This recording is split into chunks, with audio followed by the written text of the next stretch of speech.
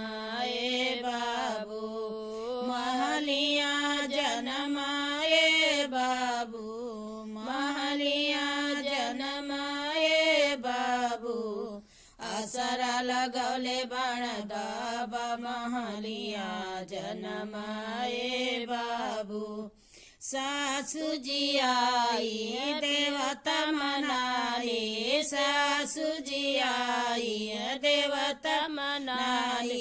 सासू के पियरी पहनाई महलिया जन्माए बाबू सासू के पियरी पहनाई महलिया जन्माए बाबू महलिया जन्माए बाबू महलिया जन्माए बाबू असरा लगल दुअर दादी महलिया जन्माए बाबू जी जी जी आई पिपरी पिसन के ओ जी जी जी आई है पिपरी पिसन जी जी को चुनरी पहनाई बा महलिया जन्माए बाबू जी जी के चुनरी पहनाई बा महलिया जन्माए बाबू महलिया जन्माए बाबू महलिया जन्माए बाबू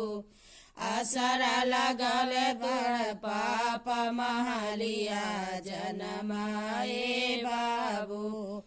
असरा लगल बड़ चामी महलिया जन्माए बाबू ननद जी आई है कजर लगन के ननद जी आई है सौरी लिपन के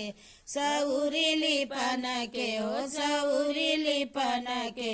ननदा के कंगना पहनाई बा महलिया जन्माए बाबू ननदा के कंगना पहनाई बा महलिया जन्माए बाबू महलिया जन्माए बाबू महलिया जन्माए बाबू असरा लगौले बाड़ी महलिया जन्माए बाबू असरा लगौले बाड़ी फुआ महलिया जन्माए बाबू महलिया जन्माए बाबू महलिया जन्माए बाबू असरा लगल गण चाचा महलिया जन्माए बाबू असरिया लल बण चाचा महलिया जन्माए बाबू